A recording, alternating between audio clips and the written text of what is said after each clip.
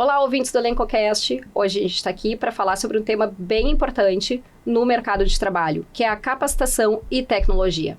Eu sou a Mariane Candaten, sou psicóloga, especialista em soft skills, psicologia positiva e saúde mental e sou fundadora da Telos Inovação Humana. E eu sou a Mariana Daiello, consultora de RH, especialista em desenvolvimento humano, sócia fundadora da UI e da consultoria Wake Up. Bom, no mundo de trabalho que está em rápida transformação, impulsionado por tecnologias como a inteligência artificial e a realidade virtual, o aprendizado contínuo não é mais uma opção, mas uma necessidade. No entanto, tanto as empresas quanto os indivíduos enfrentam desafios em equilibrar as habilidades técnicas e comportamentais. Como podemos nos capacitar não só para empregos que existem hoje, mas para aqueles que ainda estão por vir? A gente está ensinando e aprendendo de forma certa para enfrentar um futuro moldado por tecnologias disruptivas e demandas de habilidades cada vez mais complexas. Então, para conversar sobre essa temática complexa também, conosco, a gente tem o Daniel e o Giancarlo, né? E a gente vai pedir, então, para que vocês se apresentem, né? E tragam um pouquinho aí da experiência de vocês, que a gente sabe que vocês têm uma trajetória aí não só na educação, mas também com a questão de inovação e de tecnologias na educação. Sejam muito bem-vindos. Muito bem-vindos. Muito obrigado, agradeço o convite. Meu nome é Giancarlo Giacomelli. Então hoje eu fico à frente da gerência de tecnologias educacionais. Então, do Senac, então todo o escopo de educação à distância e desenvolvimento de material digital para aprendizado está nessa gerência. Então eu estou numa trajetória desde 2012 em educação profissional, então meu foco tem sido educação para o trabalho e sempre nesse universo do digital. Então, tenho estado imerso nisso ao longo dos últimos, talvez, 12 anos, né? 12, 13 anos, assim. Eu acho que é um tema excelente da gente conversar, assim. A gente consegue aprofundar muita coisa. Os últimos 5 anos foram de muitas mudanças. Acho que esse ano e os próximos, assim, vão ser ainda mais profundos, assim. A gente está muito, muito atento ao cenário de IA. A gente entende, assim, que é bem intenso. E é legal ter essa conversa, porque vai impactar muito, assim, rotinas de trabalho e a forma como a gente aprende, assim, que é o nosso escopo. Perfeito, eu acho que é uma sintonia perfeita dos nossos pilares aqui no ElencoCast, que é a inovação e trabalho, trazer como que a gente molda a tecnologia ao nosso favor, né? Olhando e colocando as pessoas no centro desse aprendizado. Isso, então, com esse cuidado com as pessoas, né? Também desse preparo pro novo mundo do trabalho, né? Que é um assunto importantíssimo, na verdade, ainda mais com a chegada da IA. E o Daniel? Ok, muito obrigado, Maris, né, pelo convite. É uma satisfação enorme estar aqui com vocês. Tema bem pertinente, né? Eu estou na coordenação do curso de administração, curso técnico de administração, e do Senac Ensino à Distância. E ensino à distância já é conectado, né, numa plataforma de tecnologia. E nós já estávamos, né, o EAD, o ensino à distância, já estava crescendo muito, né? E aí veio a pandemia, né? E a pandemia forçou, obviamente, muitos a irem para o home office e quebrou paradigmas, né? Mostrando que o home office é possível, tanto do lado da educação como do lado do trabalho, né? Hoje, muitas empresas continuam no segmento home office e o EAD, ensino à distância, só cresce, né? E aí vem as questões tecnológicas, né? Todo esse, digamos assim, o mundo antes da pandemia e pós-pandemia, como a tecnologia se desenvolveu como plataformas e players de mercado, de conexões, de internet, né? Aumentou no mundo, e também a questão da confiança, né? Tu tá em casa, ou estudando, ou trabalhando, e nós confiamos em ti, né, no teu trabalho, ou seja, no teu estudo, para que tu te capacite, ou que tu estude, ou que tu faça tuas questões laborais em casa. Então, acho que realmente nós temos como o Gia trouxe, né, uma mudança muito grande, assim, no mundo tecnológico e acadêmico de uns 5 anos para cá, realmente. Acho que realmente é um tema muito importante. Tu falando, né, Dani, eu trabalhei já há alguns anos atrás com o ensino à distância, mas foi pré-pandemia, bem pré-pandemia, e eu lembro até que se tinha até uma certa resistência e preconceito com o ensino à distância, a qualidade desse ensino à distância. E eu acho que realmente, assim, a pandemia foi bem uma quebra, né, de paradigmas, de mostrar que, bom, a única maneira de tu te qualificar, de tu aprender naquele momento, era através do ensino à distância. E aí a gente também viu um boom, né? E aí nós, enquanto empresas também, com programas de treinamentos, o quanto que a única maneira de atender era à distância. E aí eu acho que ali começou a se quebrar um pouco isso, e eu vejo também, assim, né? Agora já se enxerga o ensino à distância de uma maneira diferente, e eu acho que teve uma evolução muito rápida também, né? Não só na abordagem, mas daí na questão das tecnologias, como que tu aplica a tecnologia, acho que até não sei se é a palavra certa, né? Mas a qualificação da entrega, né? Exato. Eu acho que tem uma transformação de entrega. Essa frase é perfeita, porque quando começa a operação de ensino à distância, tu tem uma perspectiva de vamos replicar no universo digital o que a gente faz presencialmente. Isso é profundamente errado, assim, são questões metodológicas totalmente diferentes. Então, a gente falava, no presencial tu tinha uma aula de 4 horas, e daí tu queria replicar uma aula de 4 horas online. Não existe, assim, a questão temporal totalmente diferente. Uma sala de aula com 30 pessoas conversando presencialmente é uma dinâmica. Numa questão online, essa dimensão de tempo ela é diferente. Então a gente sempre brincava, olha, o programa do Faustão, que tinha lá 3 horas e pouco, 4 horas, quantas celebridades precisava ter para que tu conseguisse manter a atenção das pessoas? Tu jogar isso para um professor é absurdo. Então, assim, acho que os últimos 2 anos trouxeram isso de entender que são jeitos de educar diferentes, né? Que permitem personalizar. Então, olha, eu gosto mais de ler, eu gosto mais de assistir vídeo, eu gosto mais de podcast, eu gosto... Essa personalização e a busca da entrega efetiva, assim, né? Olha, o que ele precisa aprender. Então, acho que nos últimos 6 anos o ganho que a gente teve quanto a ferramenta, quanto a plataforma, quanto a interação foi brutal, e daí contribui para essa mudança de percepção de qualidade, sabe? Eu acho que isso é um elemento importante. Bom, então, iniciando a nossa rodada de perguntas, então, primeiro para o Jean. Esse conceito de aprendizagem ao longo da vida está em alta, né? Mas como é que a gente pode aplicar ela de forma realista no dia a dia de quem já está no mercado e enfrenta essas demandas crescentes de atualização? Como que a gente consegue aplicar isso na prática? Legal. Eu acho que esse conceito do Long Life Learning, assim, ele é um sintoma, sabe? Ele é um sintoma de mudanças maiores. Então, a gente tem mudanças demográficas de que as pessoas estão vivendo mais e o mercado está mudando mais rápido. Então, na introdução da Mari, eu lembrei de um trecho lá do livro do Alan Greenspan. Alan Greenspan, ele foi presidente do Banco Central americano por quase 30 anos. E ele escreveu um livro, A Era da Turbulência, em 2006, salvo engano. Que ele trazia um estudo de que os nascidos até 1965, teriam em média nos Estados Unidos 3,6 empregos ao longo da vida. Então o cara ia trabalhar em 4 empresas. Ele começava muito no estagiário, ia para uma empresa, aprendia ali, ganhava e ele se aposentava ali. Nascidos após 85 teriam 14 empregos, né? Então assim, muda muito. Então tu vai trabalhar... A escola e a academia como um todo, elas não vão atender essas demandas de mudança de aprendizado.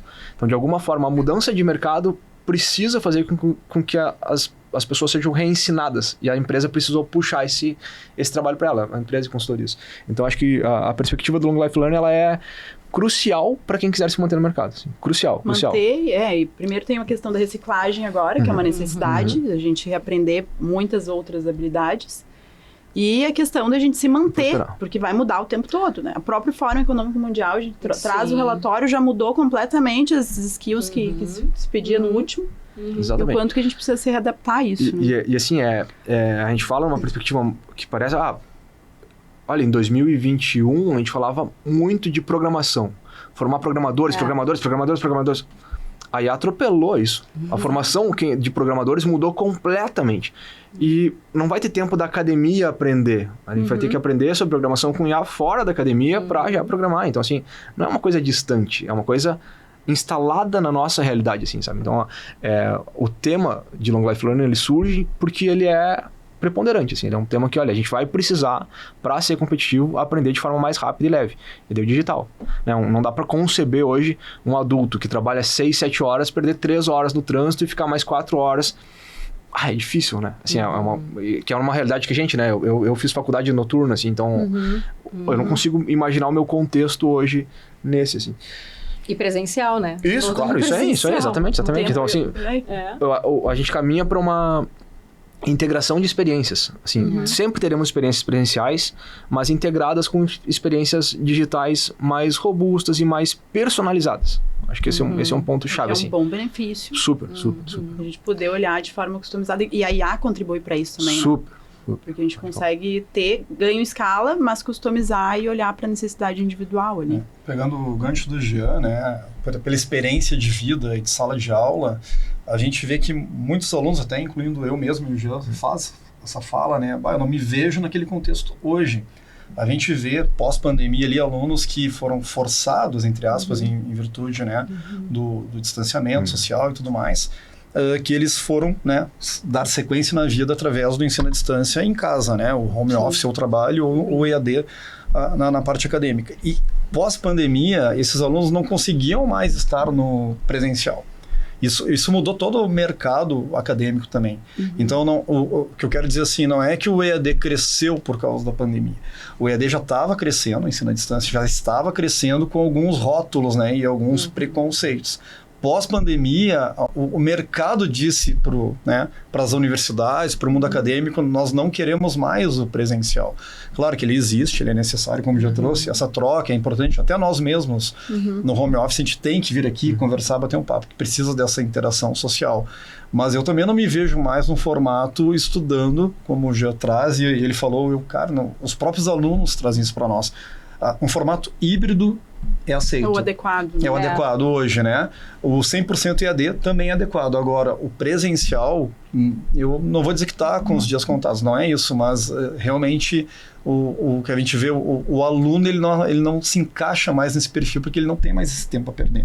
Ele não tem mais tempo de ficar 3 horas numa aula que exige uma presença dele, coisa que ele vê um vídeo, acelera, corta e pega as partes interessantes, lê um conteúdo, lê um e-book, alguma coisa, vai numa palestra, vê um videocast, ele absorve aquele conhecimento talvez em 1 hora, do que ele ficar 3 horas ali parado numa sala de aula. A gente começa a ganhar amplitude também nas ferramentas que a gente tem. Antes era só uma sala de aula, né? Basicamente uma extensão ali não muito divertida. Agora não, agora a gente tem uma amplitude maior, né? De e a Mari também trouxe, né, a questão do Fórum Mundial do desenvolvimento de habilidades, que hoje o mercado de trabalho também exige isso, né? Então não são só as habilidades técnicas e o conteúdo que tu vai aprender, né? Tu tem que trazer isso.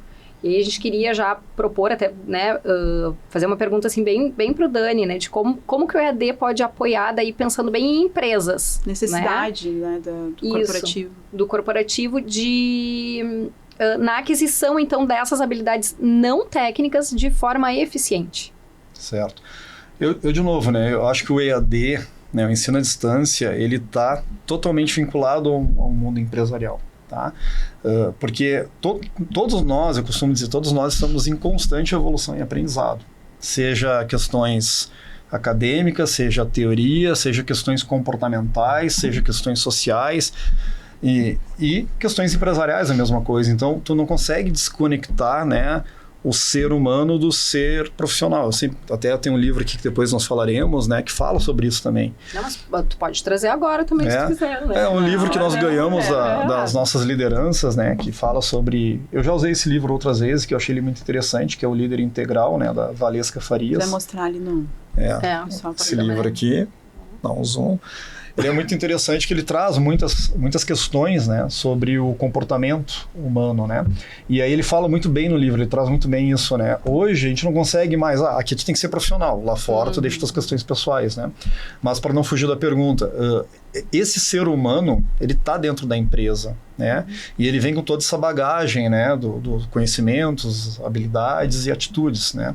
Então, hoje, o que as empresas querem? Como tu falaste, né, que é a pergunta. Ele não quer só uma pessoa que tenha conhecimento técnico. Ele quer uma pessoa que venha também preparada com questões comportamentais que fechem com a cultura e ética da empresa. Senão não tem aquele casamento, né? E na nossa instituição a gente trabalha muito com isso, né? Cara, não adianta tu ser só bom tecnicamente. Eu acho que hoje até a gente fala muito, isso não é mais importante. O mais importante é que tu também tenha... Quer cortar? Não, só cuidar um pouco a mão que tá vazando bastante. A minha? Tá batendo. Desculpa. Eu me gesticulo. Eu comecei a ver Era ele minha? aqui, ó. Qual é? Tá, mas Não, é minha, é minha. Como é que eu ia falar no meio, tipo... Não, tranquilo. Que susto! Ai, Carlos. Não, eu só vejo ele aqui, assim, ó, deu uma hora Eu também vi. cortar. Dessa vez eu vi. Já que já chegou na hora, mas a gente recém começou. Eu me apavorei, eu disse, gente, tá, vamos lá. Da onde, Carlos? Socioemocionais. Foi. Então eu acho que as empresas hoje estão contratando muito mais por um fator comportamental. E esse fator comportamental, ele é aprendido, né? Nós estamos falando de aprendizagem em todos os seus conceitos, né? Seja ele o ambiente profissional, o ambiente social, né? Ou qualquer outro ambiente. Então, como é que o EAD impacta nisso? Aí voltamos de novo. Qual é a forma que as pessoas hoje estão aprendendo, né? Presencial, EAD, ensino à distância, né? E como nós falamos antes, o EAD, ele é hoje algo que está, né? Hoje ninguém mais fica... De novo, né? Existem salas de aula, mas está todo mundo com o celular na mão. Está todo mundo com fone de ouvido, está todo mundo vendo um vídeo no celular, né? A gente até parou de se comunicar, né? Socialmente, porque a gente está tudo conectado no celular. A gente brinca, né? Vamos criar um grupo e vamos conversar, porque está todo mundo no celular. Então, isso é o aprendizado, né? Para tirar um pouco também do ensino à distância, né? Tá todo mundo consumindo Instagram, YouTube. Vamos lá. Esses dias aconteceu uma questão lá, uma planta, nada a ver com o assunto, mas tem a ver com o aprender e a tecnologia, né? Tem uma planta minha que estava secando lá, eu baixei um aplicativo, aqueles aplicativos que leem, né? Através do algoritmo, de uma inteligência artificial, ele faz um scanner da planta e ele te diz o que tem que fazer. Tu não vai ir, talvez, num biólogo. Claro que algum biólogo criou aquilo, né? E aí tu faz aquela varredura. Cara, a planta está precisando um pouco mais de água, menos água, ela está queimada, está exposição ao sol, tá com pouco sol. Então, esse é o aprendizado que eu acho que está aí na palma da mão. E por isso que eu acho que o aluno, né? E o aluno somos todos nós, desde crianças até idosos, né? A gente não para de aprender. O aluno ele tem que estar com essas tecnologias hoje na mão, que está no celular, e consumir esses diversos recursos que tem na nossa mão. E isso está dentro das empresas, né? Está dentro do Senac, está dentro da FEComércio, e é o que a gente faz diariamente. O desafio é a gente conseguir, como a Mari falaste, né? É conseguir acompanhar a velocidade das coisas, né? Porque eu vejo também, não quero pular as perguntas, eu vejo que a minha geração já está ficando um pouquinho para trás, né, desse avanço tecnológico, né? O próprio Jean falou assim, os programadores já foram superados pela IA e precisam se reinventar ali, porque a IA já está dando a programação. Até eles que eram uma bolha, né, profissão. Exatamente. Até pouquíssimo tempo atrás, antes da IA ali estourar, era a profissão do momento, que a gente sabe que não tinha limite, né? Eu quero aproveitar a fala do Dani, assim, que a gente traz esse desafio das habilidades socioemocionais, né? Que eu acho que é um desafio gigantesco, assim. A gente fala principalmente dessa geração Z e a geração que vem depois, assim. A geração beta lá. Isso aí. Não entrou ainda, né? Ainda ela não tem um marco, assim. Que há uma reclamação, uma fala de dificuldades comportamentais e socioemocionais, né? Desse time, assim. Que um pouco é um conflito geracional muito natural. A gente sempre... Todas as gerações reclamaram da geração que chegou, né? Mas tem esse elemento de isolamento, tem o elemento do acesso muito precoce ao celular, tem esse elemento de falta de contato com gente, né? Deles não conseguir sentar e olhar para alguém e conversar, não conseguir esse elemento humano central, assim. Então, acho que quando a gente fala... Até o termo de educação à distância, ele é um termo que ele pertence meio que a outra era, assim, né? Ele pertence aos anos 90, quando a gente está falando de discada. A gente vai falar do digital. Como que o digital ajuda na formação? Então, porque o digital contempla essas coisas mais amplas, assim. E eu acho que o que ele faz é conseguir separar aquelas coisas que... Pô, se eu vou para uma aula, vou para um treinamento, e no treinamento alguém tem que ler, porque tem um conteúdo que tem que ser lido. Cara, não faz sentido ler ali. Tá? Ler no digital. Mas a experiência presencial, a convivência, então, conseguir separar, olha, eu vou ter um momento presencial que eu vou reunir as pessoas, tem que ser rico. Quando eu reúno gente, reúno adultos, né? Eu tô aprendendo essas competências, né? Se eu vou reunir 30 adultos, eu não posso colocar um professor só falando para 30 adultos. Eu tenho que criar situações que esses adultos possam trazer as experiências deles, né? Então, o que o digital tem feito é forçar as experiências presenciais a serem mais ricas. Porque senão o cara vai reclamar. Cara, coloca online isso. Extrair o que precisa, o que é mais funcional para o digital, que é essa leitura, que é esse assíncrono que a gente chama, e deixar o que importa, que é essa interação humana para o presencial. Eu acho que esse, para quem trabalha com treinamento e quem tá... Eu acho que esse insight, assim, ó, sempre que tu reunir humanos, aproveita. Sempre que tu reunir mais de 6 humanos, aproveita, cara, sabe? Porque é uma... Eu entendo muito, assim, que eu trabalho muito com o desenvolvimento de soft skills, né? E não é fácil, né? Exato. E aí, eu adoto já há alguns anos esse modelo híbrido. Bom, o conteúdo, quando o pessoal não abre mão de ser todo o treinamento presencial, ok. Mas ele já tem que ser dinâmico também, né? Não pode ser só aquela transmissão de informação bem conceitual. Não, tu tem que ter atividades mais práticas. E realmente, quando as pessoas estão reunidas, o que faz sentido e o que facilita daí a aprendizagem, principalmente das soft skills, é realmente tu ter ferramentas práticas e algumas dinâmicas, algumas coisas, para realmente as pessoas também circularem e terem esse contato. Por mais resistentes que às vezes, né, a gente encara muito isso nas empresas, às vezes de lideranças até, de, não, eu não quero participar dessas dinâmicas, lá vem a psicóloga, né, eu sou psicóloga de formação, né, lá vem a psicóloga com as dinâmicas. E não é isso, é justamente por a gente acreditar que facilita a aprendizagem e a experiência, né.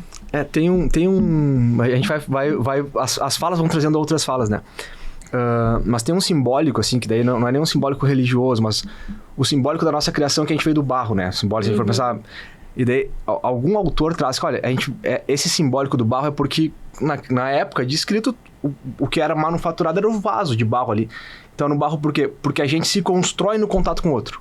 Então, essa imagem do barro, cara, porque a gente se constrói como humano no contato com o outro. A gente o barro ele não vira um vaso sozinho, ele precisa do contato. Então, acho que esse elemento do socioemocional e da construção, ele é a chave, assim. A gente vai se construir, se constituir nessa modelagem. O humano vai precisar desse elemento. E daí, claro, eu posso como é que eu crio esses elementos no digital? Essa é uma pergunta que tem valor. Mas esse elemento, assim, de que, olha, a construção de um profissional mais generoso, mais humano, ela precisa de alguém fazendo esse molde, assim, né? Do contato com os outros, modelando, né? Tu tem até recursos hoje no digital para fazer ali algumas interações, né? Mas é um pouco mais complexo, né? Mais limitado. Essa e tu precisa muito do lado outro, né? Da participação lá na ponta, A questão do tempo também a gente aplica na educação corporativa. É diferente, assim. Então, por exemplo, nas 2 horas que eu trabalho no online, eu não trabalho mais do que 2 horas. Perfeito. Com o pessoal. Só que a gente acaba tentando usar, porque daí é uma questão de limitação, porque eu, às vezes, dou treinamento fora, né? Então, não tem o que fazer. Eu tenho aquela jornada, eu preciso entregar online. Então, a gente faz essas trocas de quebra em sala, de fazer com que todos falem, de que tenha isso para garantir. Então, o digital até isso consegue fazer. Se parar para pensar. É limitado? Mas a gente consegue também incorporar isso e levar para... Deixa eu pegar um exemplo até interno, assim, das nossas reuniões, né? Nós estamos home office, né? Como eu já falei, depois da pandemia, o Senac Ensino à Distância se manteve em home office, né? E aí nós temos as nossas reuniões presenciais. E as nossas reuniões presenciais era mais ou menos isso, era teoria, um pouco massa, e começou, né, na devolutiva da pesquisa nossa, que a reunião era boa, mas não estava encaixando, porque estava faltando esse momento de, cara, nós estamos home office, a gente veio para presencial para se abraçar, para rir, para almoçar, para se ver, conversar, e a gente começou a trazer eu como coordenador, começou a vir para mim, eu comecei a levar para a coordenação mais adiante. Cara, nós estamos errando um pouco na reunião, que é essa fala da Mari e do Jean, né? Não adianta só o teórico, aquela reunião maçante, né? As pessoas têm carência desse momento socioafetivo, principalmente em home office.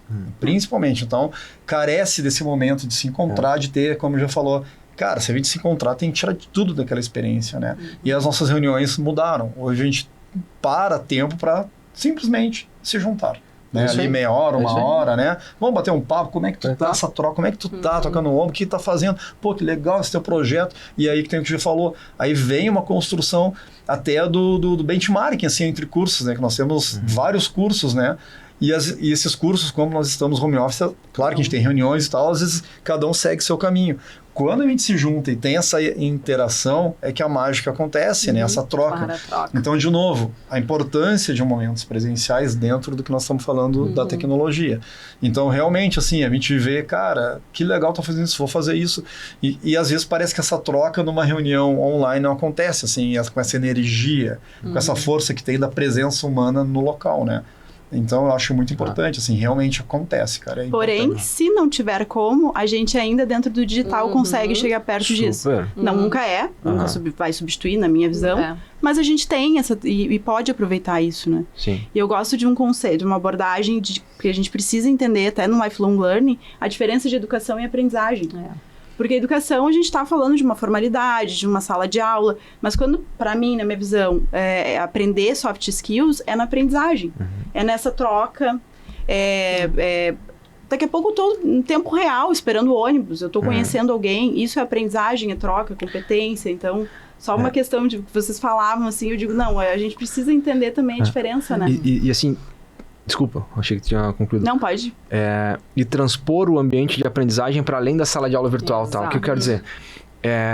O elemento de humanização que algumas ferramentas vêm trazendo, o Instagram, quando bem selecionado, assim, as pessoas que tu segue, elas vão modelar comportamentos e valores.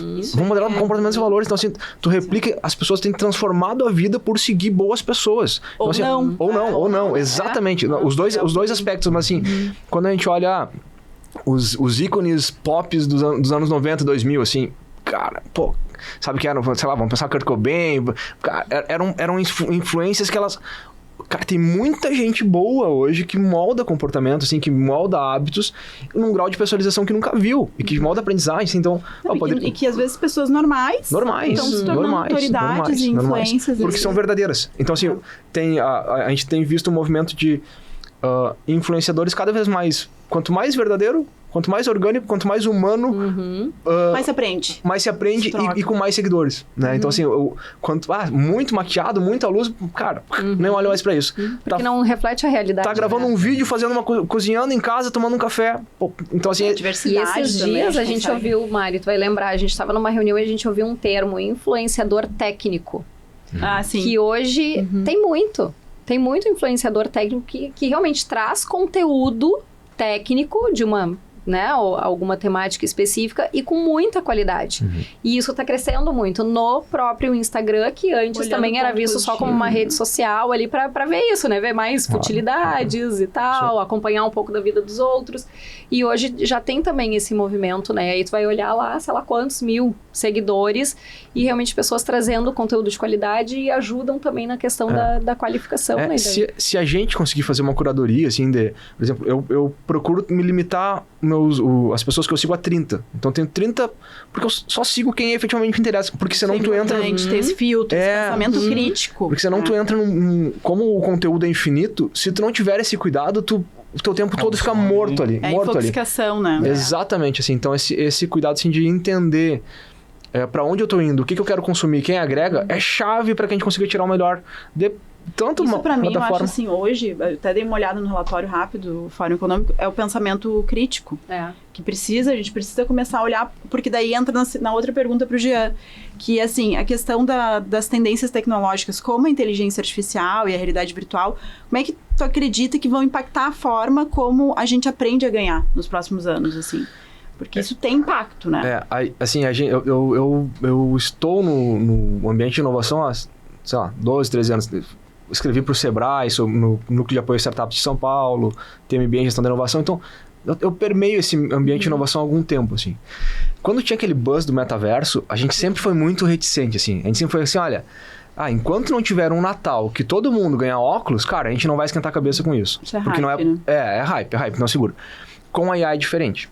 Com a IA a gente entende, assim, que era uma coisa que ela já tem, sei lá, 30, 40 anos, é muito tempo. Só que ela chegou numa condição que tu tem processadores que agora permitem escalar. E daí, eu vou tentar não ser prolixo assim, na resposta. Mas é uma característica do mercado como um todo. Quero dizer, tem um economista que ele vai falar sobre a Revolução Industrial. Ele diz, cara, tem todas as perspectivas negativas sobre a Revolução Industrial, né? Foi um horror, mas era a primeira vez que os pobres que trabalhavam nas fábricas de calçado compravam calçados para eles. Isso é importante. O que a Revolução Industrial fez? Até ela, só rico tinha sapato. Porque era costureiro, era artesanal, era muito caro. Quando ela começa, o pobre fazendo para ele, sabe? Essa é a característica central da nossa economia. O que é a IA?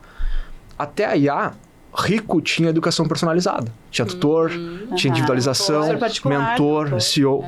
A IA está fazendo o que as fábricas fizeram. Perfeito. Ela está individualizando o aprendizado. Então, ela vai permitir que a empresa diga assim, olha, para esse cargo eu preciso disso daqui, a Mari é boa para isso, só precisa melhorar aqui. E eu vou conseguir entregar individualização. Que independente da classe cara, social. Então, assim, é brutal, assim, é brutal. E transversal, né, Gia? Porque vai em tudo. Diferente da transversal, industrial, que foi para uma linha, a IA, ela tá pegando todas as áreas. Né? A gente tava, assim, discutindo. Hoje, se tu for fazer um VT um VT pra TV, 30 segundos, esses vídeos, esses comerciais, assim, né? Dependendo do número de atores, das locações, tu vai gastar em torno de 100 a 500 mil. Isso aí é um valor. Se tu vai colocar um global, tu vai para 1 milhão e pouco. Mas o custo de produção vai permear entre 100 e 200 mil. O que a IA tem feito quanto a vídeo é surreal. Em 2 anos, vai esmagar isso. Esmagar. Então, assim, sabe, são reflexões que, assim, é o mercado mesmo, porque a produção de vídeo não vai precisar disso. Então, a gente discute muito enquanto área isso. Então, são muitos setores impactados, assim, sabe? Mas eu acho que é esse olhar de o que ela vai fazer? Bom, ela vai permitir que quem quiser aprender, aprenda.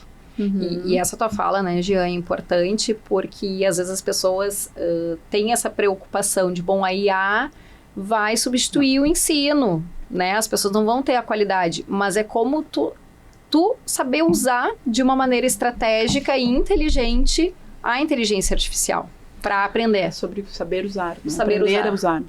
Assim... Eu acho que nada substitui a prática, no fim, né? E vem aquela questão das experiências, né? A teoria não é nada sem prática, e a prática não é nada sem a teoria, né? Então, a IA nunca vai conseguir substituir, né, a prática, a experiência, a vivência. Pegar um exemplo, né? Eu gosto muito de trilha, acampar e tal. A IA pode me dizer qual é a melhor barraca, como montar a barraca. Tá, mas eu chego lá, tá chovendo, tem vento, talvez mesmo a IA me dizendo, eu não sei como montar a barraca, preciso treinar, Então, pega um exemplo, né, bem, né? Ela vai te dar um caminho, mas quem vai ter que... Mas eu preciso ter a prática. Eu posso montar a barraca do lado errado, eu posso montar a barraca pro lado do vento, do lado da chuva. E ter esse conhecimento também, né, Dani? Porque não adianta tu ler a IA, dizer o que ela tá... Isso. E não ter esse pensamento mais uma vez crítico em relação ao que... Mas olha só, eu acho perfeito isso. Mas falando hoje, assim, 2025, eu estudo inglês há algum tempo, comércio exterior, então sempre tive... Entendo inglês, leio, né? Mas sempre tive dificuldade de fala, né? O que um CEO rico faria? Ele contratava um professor particular e ele ia ter conversação. Isso, né? O cara ia pagar por isso. O ChatGPT tem a solução de voz dele, é sensacional hoje. Eu tenho treinado conversação no engarrafamento. Plugo no carro, eu tô treinando conversação com a IA, fazendo o que eu faria com o professor. Sim, claro, eu não quero diminuir o professor, mas ele vai se adaptar. Estou treinando a conversação, algo que não teria acesso. Então, hoje, já, sabe? Mas o professor ensinou essa IA. Isso aí, né? isso aí. Ele modelou os dados e, ao mesmo tempo, ele vai modelar de uma forma diferente também esse ensino. Exato. Mas permite que a gente, hoje, quem tem... sou tímido para conversar, não quero... Cara, tu tá no carro sozinho, no viva voz do carro, conversando com alguém em inglês, espanhol, sei lá o que língua. Tá praticando soft skills. Isso aí. Essa conversação. Então, a gente precisa... É uma necessidade agora, questão de sobrevivência, a gente... Conhecer a IA, né? Experimentar. Acho sem susto, sim, mas experimentar. E a questão importante também ali que foi falada, que chovendo molhado, digamos assim, é a questão do acesso, né? Por que isso é possível? Além da tecnologia, que é a pergunta óbvia, né? E da pobreza, ninguém tinha acesso a nada, como já muito bem trouxe, né? Da pós-revolução industrial, pós-guerras ali. É a questão da internet das coisas, que antes nós tínhamos internet limitada, e dos telefones, smartphones, né? Então, a internet das coisas, né? Junto com um smartphone que possibilita tudo isso, mais, que nem o Jean falou, né? Processadores que permitem fazer com que a inteligência artificial funcione, cara, isso aí é é surreal. E tu não conseguia ver, por que isso não surgiu antes? Não tinha recurso, nem de computador, nem de data, nem de internet, e mesmo que tinha, eram só poucas pessoas que tinham acesso a um telefone. Há tempos atrás, né, vou entregar a minha idade aqui, eu trabalhei, meu primeiro emprego, né, eu servi no exército e pós eu trabalhei na CRT. CRT, você nem lembra, CRT é os orelhão, tem orelhão aqui também, né? Era a fichinha telefônica ali que tu botava no telefone e chamava de orelhão, né? Cara, é inadmissível tu pensar, tu fala pra essa geração que tá vindo, eles nem sabem do que tu tá falando. E gente, assim, ó, eu tô com 46 anos, né? Falei a idade real agora. 46 anos. Não faz tanto tempo assim. Isso né? Nós estamos falando ali de talvez 30 anos. A internet já existia em Estados Unidos, em países, né? Primeiro mundo, mais ricos e tal, e veio para o Brasil, né? Mas já existia, mas veio para o Brasil de forma precária. Se consumiu internet e smartphone, a gente sabe, 20 anos atrás ali que a coisa meio que bombou. Então, é recente. Então, toda essa questão de aprendizagem, nós estamos falando, IA, é tudo muito rápido, é muito recente tudo, né? Acho que assim, essa combinação de uma ideia com um momento, ela é chave assim, pra gente entender a inovação. Então, a gente fala, por que o Uber estoura, né? O Uber, Waze, o iFood. Bom, a gente tinha tecnologia de GPS, mas eu não tinha smartphone. Quando eu consigo colocar o GPS no smartphone, fica óbvio, né? Então, assim, essa combinação. E com a IA tá acontecendo isso. Então, assim, não é nada assustador, não é nada... Mas é uma... Eu comparo... Eu sempre trago, assim... a gente olha o pacote Office como uma coisa mais tradicional. Mas, Excel foi revolucionário. Revolucionário. É chato. Foi revolucionário. A IA é uma revolução... parecida, maior, evidente, mas num primeiro momento é isso, assim, muda muito o jeito que a gente trabalha e daí, a gente falando de futuro do emprego, né, acaba com uma série de empregos que não deveriam ser feitos por humanos. Aqueles empregos que são muito chatos, muito previsíveis, repetitivos, aquele cara que tá lá, olha, vai acabar. O que é previsível, o que é rotineiro, o que é a repetição, que é chato, aquilo que não é criativo, que não é relacional, que não é humano, vai ser esmagado. Então, assim, eu acho que humanos migrem para coisas de humanos, relacionais, criativas, liderança, né? Esse elemento, assim, eu acho que isso é um ponto para ficar no radar. E questão de carreira, trazendo, só pegando o gancho do Jean, né? Porque ele chegou a falar ali que antes, naquela perspectiva linear do trabalho, era uma coisa. Então, eu entrava num banco, eu ficava 20 anos. Agora, não. Agora, a gente não... Assim, estatisticamente improvável que a pessoa vai ficar no emprego uma vez só o resto da vida. E só aí já entra essa necessidade de estar olhando para a nossa carreira e como que a gente se adapta a ela, né? Isso, e a questão mercado do próprio aprendizado, né? De quando tu falou ali migrem e realmente se capacitem para essa migração. Né? Assim, os próximos 10 anos a gente vai ter mudanças, assim, muito profundas de... o home office já começa... O nosso modelo de trabalho de 8 horas, né? Esse modelo do ponto, assim, esse modelo... Ele é um modelo que ele começa a ser impactado de alguma forma pelo home office, porque as pessoas... mas como a produtividade aumentou tanto, cara, não tem trabalho para 8 horas em algumas atividades. Então, acho que essa dinâmica de jeito de trabalhar, de forma de trabalho, de trabalhar em uma empresa só, tudo isso deve mudar muito nos próximos anos e a IA vai impactar isso demais. Então, eu vou ter pessoas... Já tem, na realidade, assim, na área de TI, que trabalham de casa para 3, 4 empresas, entregam valor, geram valor. De jobs, né? Então, vai ter muito conflito, né? Porque é uma área muito protegida. Então, assim, a precarização de trabalho... São discussões, mas quando existem mudanças muito macro, não tem o que fazer. Tem que entender, assim, o que é bom para as pessoas e buscar esse ponto central, assim. E acho que a gente está justamente nesse momento de transição, que é descobrindo como funciona, o que fazer, porque inevitável, a mudança é inevitável. Isso, e de novo, trazendo essa coisa de o que o capitalismo faz, assim... Tira todas essas críticas de consumo, que eu entendo que tem muitas críticas. Desde que ele começa com a automação, ele tem tirado as pessoas da linha de montagem para que a pessoa seja mais humana. Ele tira a pessoa daquilo que não é tão humano para mais humano. O que ele está fazendo com a IA é isso também. Ele vai te exigir que tu tenha mais tempo livre, que tu tenha mais vida, né? Que tu tenha mais... Então, o trabalho muda para que a gente possa ser... Cara... Eu vou ter vendedores. Porque o vendedor ele é extremamente relacional. Ele precisa olhar, entender. Então, essas competências mais básicas, atender, servir, elas seguem acontecendo. Mas o cara que ele é repetitivo, a função que ela é ela começa a ficar mais restrita. Pegar um exemplo assim, banco, né? Eu já está falando, não é que os bancos vão acabar nunca, mas eles estão indo para o online. Tu não tem mais dinheiro circulante, dinheiro em espécie, né? Tu não tem mais dinheiro, se tu abre a carteira, posso te pagar no Pix ou no cartão que eu não tenho dinheiro. Então, é verdade, é realidade. Então, aquela função do caixa eletrônico, cara, eu acho que é uma tendência que talvez não exista mais a tal moeda. Talvez, né, eu já falando, o que vai ser daqui a uns 10 anos? Não estou dizendo que o banco vai acabar, ele vai estar no online, vai se reinventar, porque a moeda não vai mais existir. Pegar as impressões, né, gráficas, tem gráficas que quebraram, que ninguém mais consome. Claro que, não vou dizer, um livro existe, mercado, todo mundo consome, mas reduziu muito.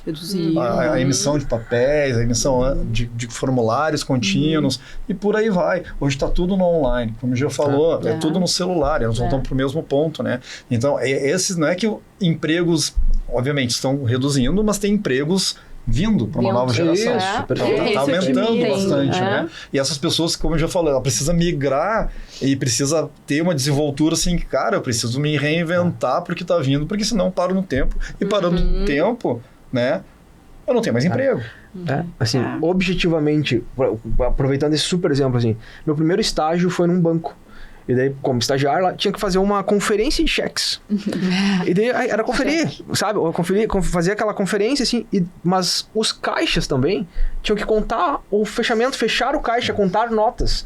Você entende que isso pra gente era uma coisa normal e super humana há pouco tempo atrás. Cara, é surreal, assim. Isso não vai acontecer. Então, são horas de trabalho de várias pessoas.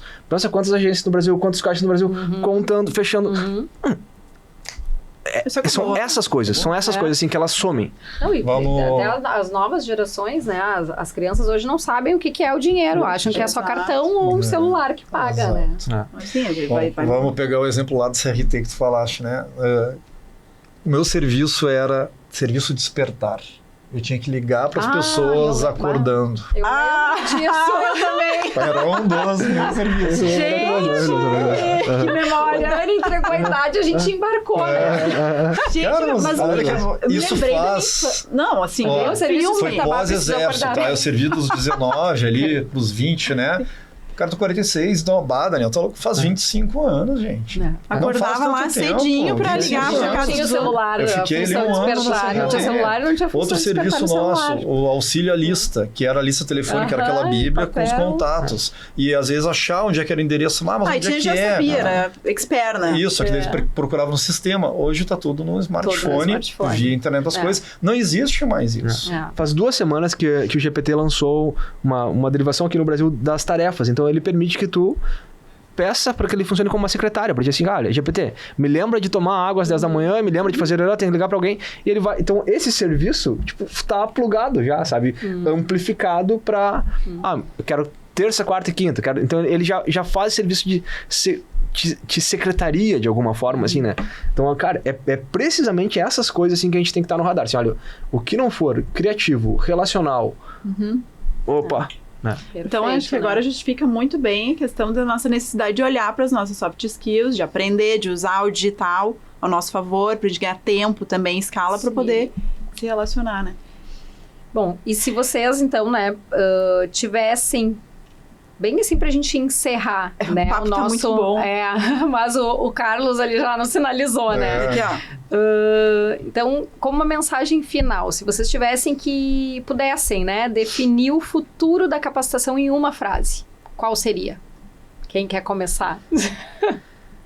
Eu penso, nunca pare de estudar, né? Isso aí meu irmão já me falou, meu pai me falou, eu acho que isso sempre vai acontecer, porque tu não... Aí vem a questão da experiência, né? Tu precisa aprender e botar em prática. Não adianta só a teoria. Então, tu precisa ter esse conhecimento amplo, né? Não adianta tu só, eu vou ser bancário. Cara, não existe mais. Tu reinventa, né? Então, tu nunca pode parar de estudar. Tu nunca pode parar de olhar para algumas questões, novas funções, tendência, tecnologia. E a gente vê muito da geração anterior ali que parou no tempo, né? Exemplo, minha mãe, às vezes não consegue ligar uma TV e TV liga, né? Mas na Smart ali, mudar o canal, ela se perde. Ela parou no tempo daquela geração, claro, tá mais velha. Então, tu não pode parar. Não pode parar, porque a tecnologia está aí. Então, acho que o principal ponto é esse. Nunca pare de aprender, né? Nunca pare de evoluir, porque a vida está aí, está evoluindo muito rápido. Se tu parar, como nós falamos, a vida vai acabar te atropelando. Então, não pare. Siga em movimento. Eu diria que assim, o futuro da educação, né? Não, o futuro da capacitação profissional. Isso, né? da capacitação. Eu diria que ela é humana e individualizada. Pra começar a olhar, acho que essa é um olhar assim, ela tá indo para isso, assim, muito humana e muito individualizada.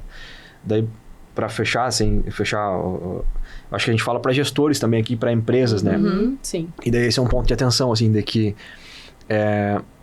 a empresa vai ter resistência para adotar isso. A gente está falando só da perspectiva pessoal, mas, pô, a empresa é apegada a processo, ela não quer mudar processo, ela vai seguir conferindo nota, ela é mais resistente. Se eu tenho essa resistência, tem empresa que não está tendo. E ela tá ganhando produtividade. Então, assim, o atendente dela tá com mais tempo para falar com gente do que ela. Então, a gente fala, quando tu chega numa recepção de hotel, né? E o cara do hotel, ele não olha para ti, seu nome, ele vai... Ele não tá falando contigo, ele tá falando com o sistema. Ele tá falando com o sistema. O que a gente quer é que os sistemas falem com os sistemas, então eu vou chegar, meu celular vai passar os dados e o cara vai falar comigo. Cara, o que tu gosta? Que hora é o teu café da manhã? Então, assim, eu acho que essa mudança de sistemas falando com sistemas, pessoas falando com pessoas, sabe? A gente caminha cada vez mais para isso, assim, sabe? Os serviços caminham para isso como um todo. Gosto da perspectiva dos dois, são otimistas e emotivos. E super fecham com a nossa, claro, nosso propósito, pessoas. Já nos conquistaram. Né? É interessante a fala do Jean, assim, tá falando, e é verdade, né? Tu vê, eu aprendo muito com ele todos os dias. Eu aprendo muito com todo mundo todos os dias, né? Mas ele falou assim, não é pessoa para um sistema alimentando. Como é que é teu nome? Não é? Tu tem que usar isso, né? Desculpa bater na mesa. Tava digitando aqui. Tu tem que usar isso para sistema, pessoa para pessoa, né? Não, eu tô falando contigo. Tipo, o sistema captou, então teu sistema tem que ser um pouco inteligente para captar aquilo e jogar pro teu RP aquilo que é o que o cliente quer. Aí tu não continua olhando o cliente para frente. Fantástico. Alguma dica prática, rapidinha, dá tempo, Mari? O Carlos, dá tempo, Carlos? Dá, então rapidinho. Dani, já uma dica, assim, pra quem tá começando... Experimentar, assim, sem medo. Assim, quando surgiram os computadores, daí eu tinha que ajudar alguém com o computador, eu falava, cara, fica tranquilo que ele não explode. É isso, se der problema, tu reseta. E com IA, com tudo, sim, experimenta, cara. Baixa, testa, sabe? Sei lá, preocupação quanto a dados.